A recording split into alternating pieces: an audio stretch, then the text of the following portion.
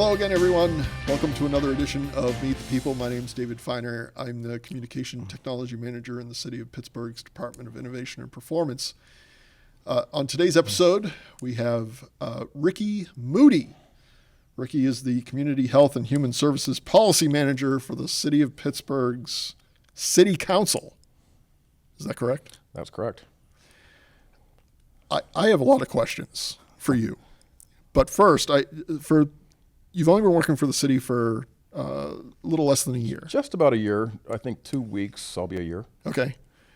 Give us some background, personal history, where you're from, Okay. and how'd you get to work for the city of Pittsburgh? Okay. So I was born and raised in Beaver County, which is adjacent and touches Allegheny County. And that area includes, if people don't know, Aliquippa, Beaver Falls, Rochester, Ambridge, those football river towns. And there's a lot of pride there. You know, so when I talk about Western Pennsylvania experience, I most certainly include Beaver County along with the city of Pittsburgh, because at this point in my life, I think I spent just the same amount of time in each area. So after college, I went to Point Park and I stayed here. I moved to the West End, and I think I'm about 18 years in West End. I live in a very, and I would argue maybe the most obscure city neighborhood. It's called East Carnegie. Okay. It's in the West End. And I get a little bit nerdy about the most unknown neighborhoods, and I like to argue with people that mine may be the most obscured. If not, it's definitely in the top 5. So I've been in my neighborhood for the last, 18 years. And, you know, I really became very civically involved early on in the neighborhood. So I was the president of our East Carnegie Community Council for a few years. And that brought me into the fray of meeting Council President Teresa Kell-Smith, who's my representative. And I became so civically involved about 12, 13 years ago in that capacity that I actually attended and graduated from the 2nd Civic Leadership Academy under Ravenstall.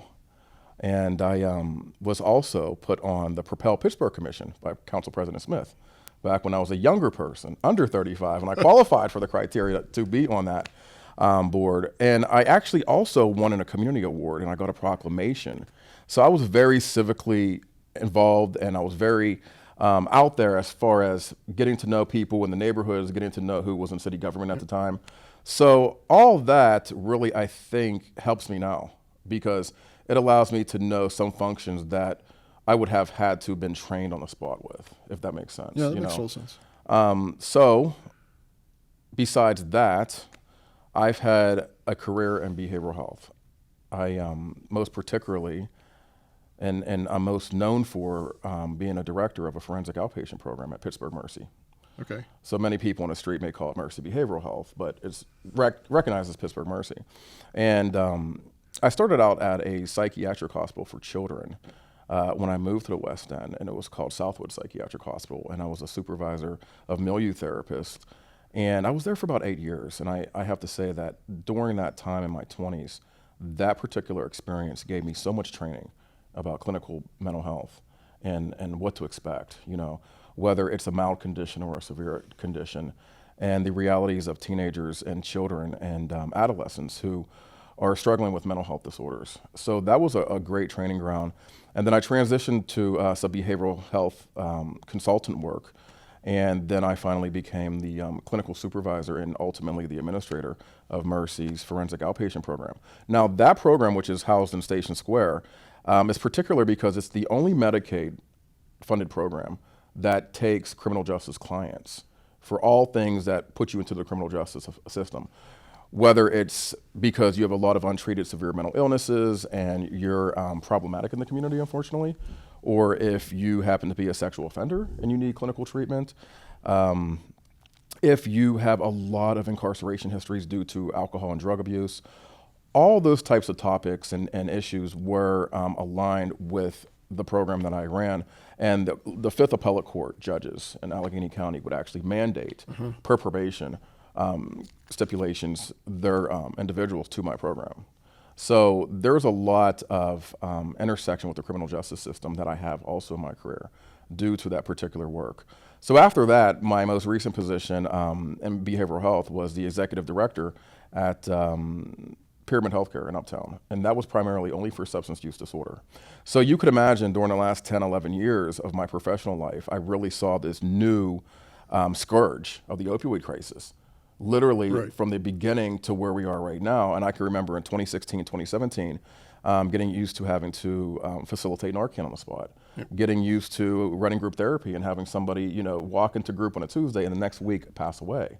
So there was a lot of that, I guess, vicarious trauma as a clinician that, we had to get used to. And I was certainly part of that entire era. I'm a certified addictions counselor, and I still keep my credentials. I'm also a certified community health worker. So in my work now, when I'm promoting healthy outcomes and advocating for certain outcomes for specific populations, that aligns with what I am professionally still. So fast forward, this position opened up. And Council President Smith and I, we talk, and she said, this position is opening up. I think that you should interview. And I said, well, okay. And at the time, I was about to take another position at another clinic. And I was one of the 4, maybe 6 people who interviewed for this position. And, I've done a lot of clinical work, as I spoke on, but I've also participated in a lot of community panels. And I've done a lot of grassroots advocacy and education about these clinical issues, And I think that aligned pretty well with this position as well, because oftentimes I would do that in city neighborhoods. So in the interview, I interviewed with 4, maybe 5 council members, and I remember bringing up topics that were specific to what I think we should address here, whether it was understanding, how many halfway houses are in the city neighborhoods right now, who are regulated and who are not, and what that means and why we should know that. Recognizing what intellectual disabled 6,400 regulated homes are in city neighborhoods. Recognizing who to speak to in DHS and how to be a liaison with DHS about these issues that continue to intersect with city government. Now, it was not lost on me that Human Services is not particularly of jurisdiction of City Council. However, you can't get away from some topics right now, whether it's the unhoused population and how to best serve them, whether it's, individuals walking down Wood Street who are presenting severe mental illness symptomology and how to support them, whether it's the opioid crisis. These topics continue to hit City Council hallways.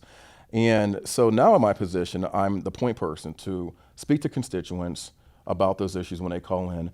And I'm also the prime liaison, I would believe, with DHS about the services that department has, because they have the budget, they have the priority for that type of work in the area. But I'm able to go to the council offices and the council president and explain to them what's going on and become that connecting point. And I don't think that existed before me, because there's a lot in that world of terminology and understanding and protocols that traditional municipal government employees did not know.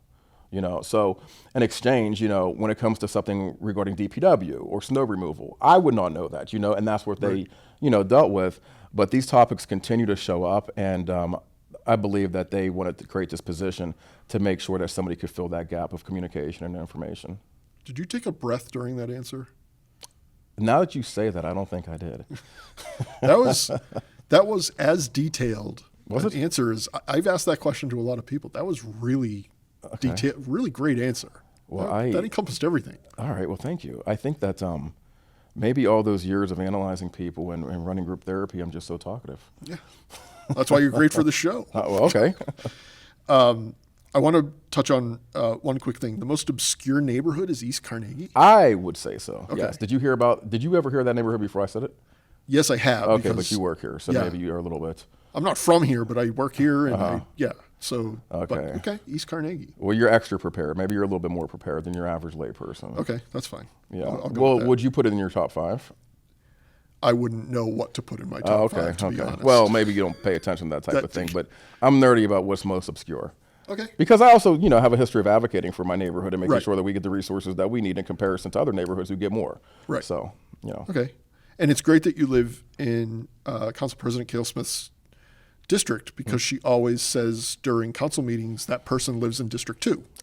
She's notorious for pointing out who lives in her district. Yes. And I appreciate her doing so, because it reminds people that we exist over there and that people live there. And, if you don't want to acknowledge it, then she's going to make sure that you know. Right. So I appreciate her efforts. That's great. Because she's speaking on my behalf too, You're the first person, correct me if I'm wrong, but you're the first person to ever hold this job title in the city. That's correct.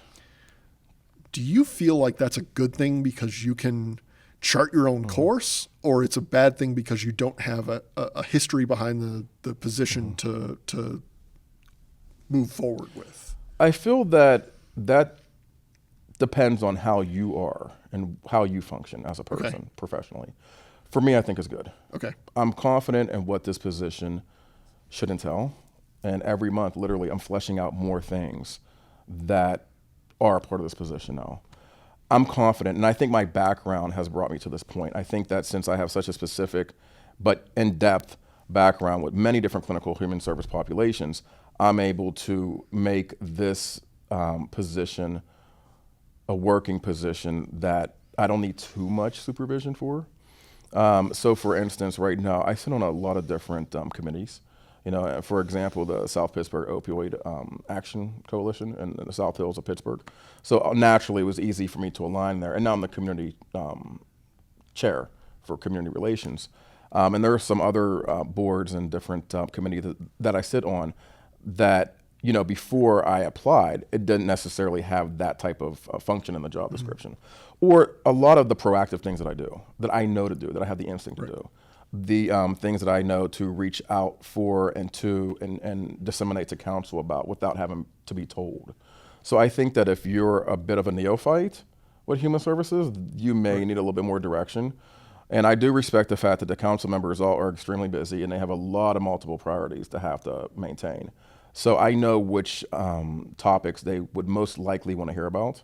I think I sort of have a knack for that.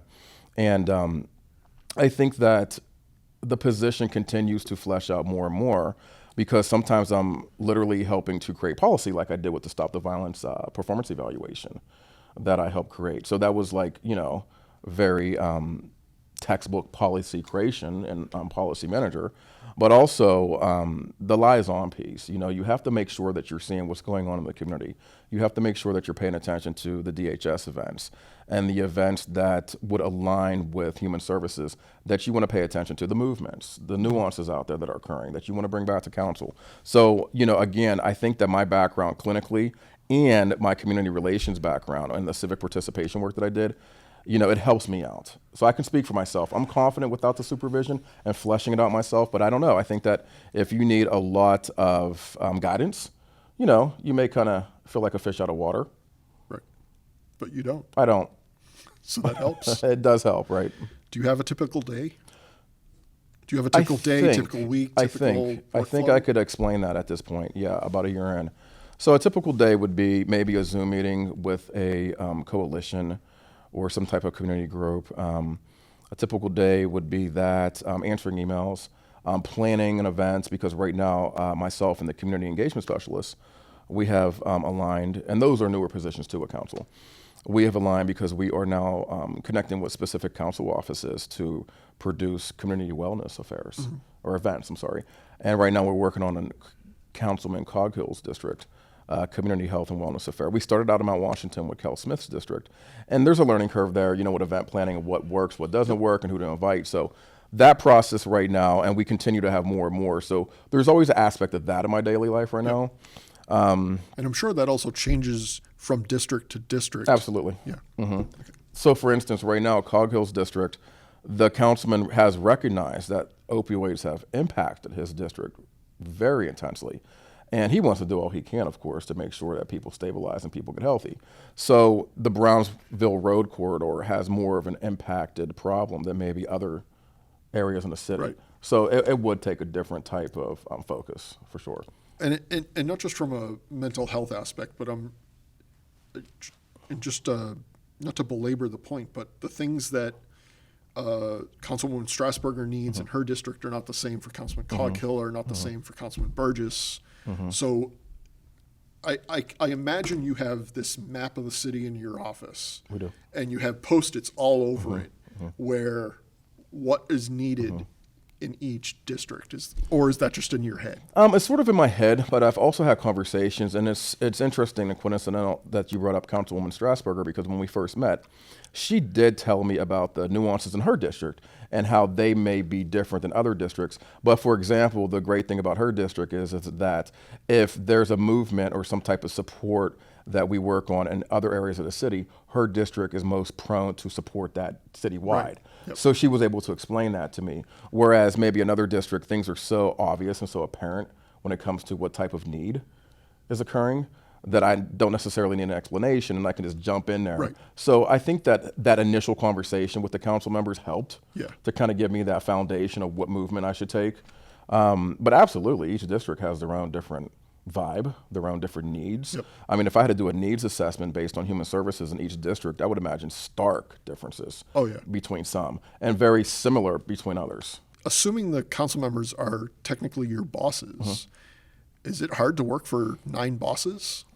I wouldn't say it's hard, but I think it's different for me. Yes, because I'm used to private market where you have a traditional chain of command and you're listening to one person.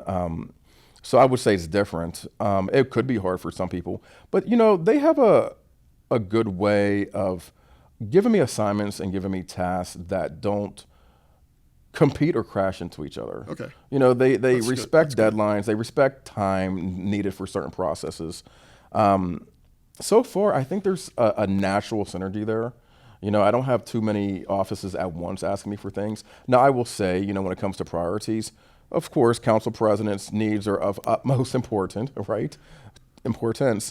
But if a council member, they have an issue, I sort of discern in my own professional way about what I should take a hold of faster. So, for instance, if somebody's getting evicted and they need housing resources or they need patch to housing resources, I will most certainly prioritize that type of thing because, again, it's not lost on me that I may be at a conference or I may be in some air-conditioned room reading emails while this person is completely stressed out because they're evicted and they need to know their next step. So that type of instance would definitely get prioritized. And I don't think that anybody would have a problem with that. Something that I deal with that kind of brings me back to my clinical circles and my clinical work is that, individuals will walk into city council on the spot Yep. who may be presenting symptomology. And certain times, nobody can speak to them except for me because I have the training. And I have to de-escalate them and I have to find out what's going on. Had an instance yesterday where that occurred.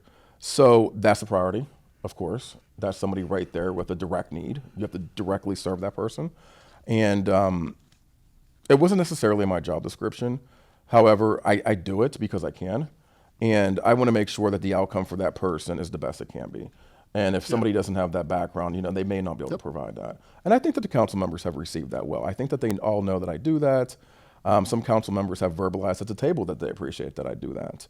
So that's a priority as well, that type of in-your-face need. We have noticed that sometimes during public comment portions of the city council meetings that you are there to help those that may come to the podium and ask for help. Yes. So what is that process like? What happens when you approach is somebody saying to you, go help that person, or are you automatically going to them? Good question. So initially, council president wanted me out there during Tuesday meetings when people, or even Wednesday when they have the ability to come to the podium and speak. And if there's a problem or if they have some issue that they need resolved, or if they are presenting some type of symptomology and they need somebody to talk to them that other people can't address or necessarily professionally understand, then initially I was called upon immediately. Council president would be at the podium and literally say, Ricky, can you go assist? So now I don't necessarily need that direction. I just know to respond now. Yeah. So for the first maybe 6 months, I would sit there at the side and pay attention and watch. Now when I'm in the back, I'm always watching. Yep. So the council members never have to ask me to come out. I now know when to respond because if somebody's showing up with some type of issue or if they need some type of help that aligns with the work that I do, I just respond now. The only time I'm not paying attention is because I'm literally off that day or because I may be at a meeting, but I try not to schedule meetings, whether they're Zoom or in the community, during times when the council is legislating because of that reason. I think that's another great layer of support that may not have been offered in the past, or in the past, a level of support was available, but it might have been the wrong person. And now we have a trained person, to respond appropriately, give resources appropriately where we didn't have in the past. And have you, at least in the last year, have you noticed that the responses you're getting from your support is mostly positive? Oh, absolutely. When you say your support, are you talking about council staff? Or? You. I'm talking about you. Oh, okay. No, I think so. And I think that every single intersection I've had and those situations have always landed well. The individual served, I think that they feel satisfied. I feel like they received the support that they wanted or needed or was more appropriate, and I got them into that direction. Sometimes it's quick. Sometimes it's one and done. I send them to where they need to go, and you never hear again. Sometimes it's continuous. I had one individual who really needed to unpack a lot of systematic trauma that she was dealing with, and I was an advocate. And then at some point in time, I had to pass the torch to the appropriate agencies that do that specific work, who can really help and give basically targeted case management more so than I can. Yeah, that's great. Yeah. So a year in, has the job gotten easier, more difficult, or is it exactly where you thought it would be at this point? I think that is where I thought it would be. I don't think it's necessarily easier or harder. I think that there's been some stabilization as to what I know to do. I know people better now, of course, a year in, so that helps. And people know what I can do and what I do, so that helps as well. So I think the acclimation of time has built relationships, which then feeds into more collaboration and understanding. That's great. So I have to read this because I've been trying to memorize this and I can't. Okay. So I'm sorry. But back in February, you were named to the city's Advisory Committee for Youth and Family Resource Centers. Yes. What is that? How did it get started? And what's been going on with that? So it got started because Council President Smith was looking into passing legislation to create a curfew policy here in the city of Pittsburgh. And, you may have heard that faced mixed reviews because the literature states that curfew doesn't necessarily work, although a lot of comparable or bigger cities have implemented a curfew within the last 2 years, including Chicago and Philadelphia and now Baltimore. Baltimore, as of the last 2 months, has a pretty progressive sounding program, and it seems to be well received. So that was her initial policy move. But so, with the mixed review, she decided, to take a different direction and then at least align with the administration about creating family resource centers so youth have a place to go and program and be supported and can foster pro-social behaviors, which is huge, right? And so I'm on that committee with others, including councilpersons Strasburger, Coghill, and Lavelle, our community engagement specialist, Diana Hobson. And there's 5 individuals from the mayor's administration and public safety who are on there too. And so we're looking right now at what can be the brick and mortar centers, what's already in place, what may have to come online, what type of programs have to be actually put into place there, what would they be, why would they be, what would the staffing be, what would the external partners be for this, so, and what models work, if there are already established models. And there are some established models right now in Philadelphia. So they just came back from a trip last Friday to actually look at those centers in person. And I think it looked like a very positive and beneficial trip from what I've heard so far. And I think the Philadelphia government aligned with the individuals who were able to go, and they showed them the centers, and they're going to bring back the model and the understandings at our next meeting. I was actually at the Mental Health America conference in DC during the same time where I would have went too. So really right now it's the functioning of the buildings, where they're going to be, which one should be kicked off where first and what part of the city, how many there should be. Should there be one northwest, central, east, south? Most likely. Some private partnerships, some private buildings already exist. Can the city align with those? Those are all the things we're exploring right now. I grew up in a really small town. Okay. Heavily woods. Okay. And I remember as a kid being dropped off at the Boys and Girls Club, and we had another youth center in town. And it was an all-day thing. We had a great time, or at least I think it's 35 years ago. I don't remember if any specific. I thought you were 35. My mother used to say she was 29 with about 40 years experience. Got you. So is that the kind of thing we're talking about, where the kids can do their homework, the kids can play basketball, the kids can I would say vibe? that is the type of thing. Certainly, having all those factors in place would be fantastic. I think right now that I believe there's a sense that if youth are left to their own devices, they self-destruct. You know, and we want to make sure that we're supporting the youth in the city as strongly as we can. And they have to have a place to go. They have to have a place to program. They have to have a place where they can get positive support. Now, with my particular background, what I bring to the committee or want to bring to the committee is to make sure that there's psychoeducational programming in there, which will support pro-social behaviors and will lightly address, not necessarily so clinically stringently address trauma and things that people have to process, because a lot of youth right now are losing their friends and their peers in schools and different acts of violence. And, you know, it would be fantastic if they can go to one of these places and have the ability to process that. So I'm looking to maybe contribute that. And I know that some private partners in the community have reached out to me already to see what they can contribute, which is great if those human resource or human service organizations have the ability to align and program inside. You know, that could be something that may come into effect. And that's what I really would like to see as well, you know, as far as what I contribute.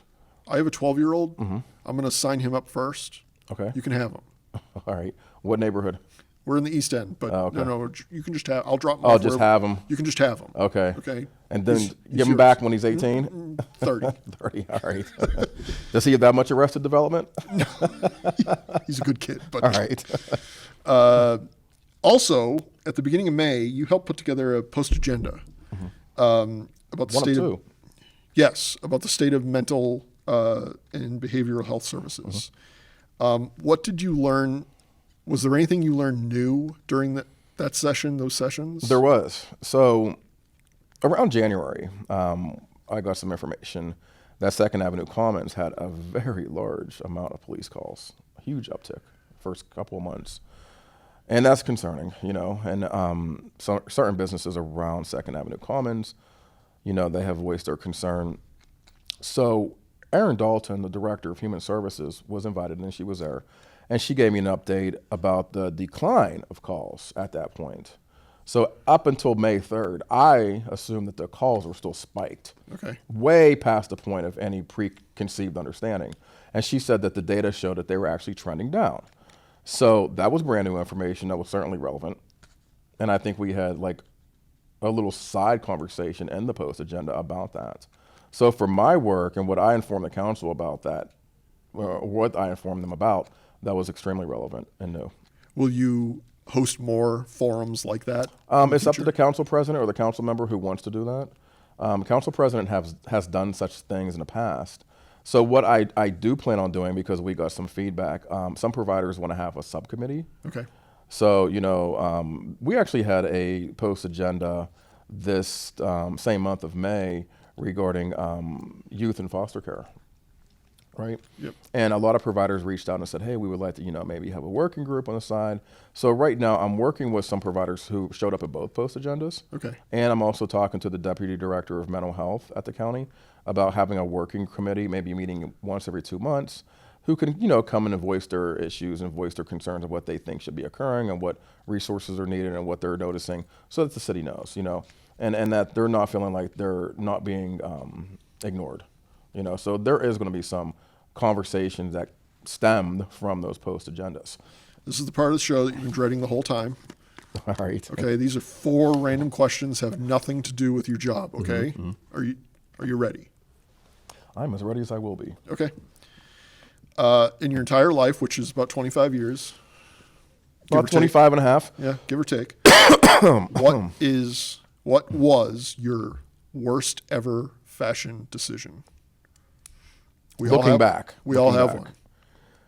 My worst ever fashion decision, I can actually recall this very specifically. around 1990, I thought it was cool to wear a black and fluorescent green Jordache hip sack. What is a hip sack? Remember those hip sacks that you would buckle around your hip and you could put stuff in them? Yeah. Yeah, I had a fluorescent green and black. Remember Jordache jeans? It was Jordache. At the time, I thought it was so cool. But I would never do that now. And I would not have done that 5 years from then. I think you should.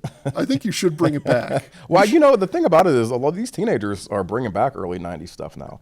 So it may show up. I think you should bring it to work tomorrow and start wearing it around the halls. It'd be great. I would also say that at that time period, maybe my MC Hammer shoes with the steel tips. Ooh. I was obsessed with those. Did you wear the big pants And too? I had a pair of pants, and when I was in school, I thought that they were the coolest things, but I wouldn't wear those now. No. You should wear both of those together. Yeah. I may wear the shoes. I have an older sister, and she was in college when I was in middle school, and I don't remember what they were called. They were these multicolored rope belts. They didn't actually hold up pants, but you just tied them once, and then the long strings would hang off to the side. Everybody in school made fun of me. I thought it was cool, but my sister may have been using some substances in college, and they looked different to her. And she had a different effect. Yes. She was interpreting that differently than you. Yeah. All right. Second question. What would you get an Olympic gold medal in? Anything. It doesn't even have to be an Olympic sport. What are you the greatest I would get the at? gold medal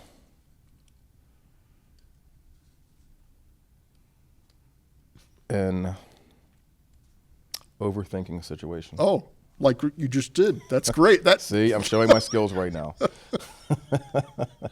That's fantastic. I have to think of all angles. Just almost like I have to think of the angles times like different dimensions. Like what would happen in this dimension if this occurred? So I'm that deep with overthinking. Yeah. That's great. I want the Olympic gold medal in napping. Well, that's a mighty medal to have. I'd sleep through the medal ceremony too. Third question. Can you fold a fitted sheet? Not so well, but I can to a degree. Yes. Okay. I don't think I've most likely have done so in about 10 years. Okay. So I may be rusty. Okay. Yeah. So my wife wants to talk to you because I don't know how. Yeah. I'm not a pro though. I've done it officially at least once. Okay. And I think you two may have trained me. So. Okay. The fourth question, final. You can only have one meal for the rest of your life. What is it? Every single day, 3 times a day, same meal. What is it? Now you have me thinking. And you already have the Olympic gold medal in overthinking. I know. So this gives some in-depth processing. Yeah. Gyros. I'm a gyro freak. Really? Yeah, I love gyros. Yeah. And I hate that I love them so much because I dabble in veganism. I try to. Okay. Last time I dabbled in veganism, I lost some weight. I need to go back to it. But, I do like gyros. So I think that if I can have something all the time, it would be it. Now, I don't do it because they're not good for you all the time. But if I could have that all the time without having all the issues attached to it, yes, I would. Well, not with that attitude. I mean, if you thought it was good for you, it's going to be good. Well, I do believe in the power of manifestation and positive thoughts. But I don't think I could be that metaphysical about gyros. That's fair. I would eat steak every day. Oh, okay. I love steak. Well, that's pretty common. Yeah. Yeah. All right. So if there are people in the community who are looking for your specific services, how can they get a hold of you? What do they do? How do they get to you? Absolutely. So I'm an email guy. Email me all day and night, Ricky, RICKY, Moody, MOODY, at pittsburghpa.gov. Okay. Email me, and I will certainly get back to you within 24 hours. That's fantastic. My professional role. Even weekends? I can't always promise that. Okay, yeah. But during business hours and sometimes early in the evenings, I'm pretty notorious for still responding. Yes. Okay. Ricky, I really want to thank you for taking the time to come up and talk about your time with the city so far. Are you having a good time? Here or with the city? Yes and yes. I am. There's a lot that's new, and I'm always thoughtful about the fact that new experiences bring growth. So just because it's new doesn't necessarily mean that it's not beneficial for me in my life. That is fantastic. So yes. Well, again, thanks for coming in. Thank you the interview. for inviting me. I appreciate being able to blab about myself once in a while. So you are your own best person to tell the world how great you are. I agree. And to those of you watching, thank you for watching, and we'll see you next time right here on Meet the People.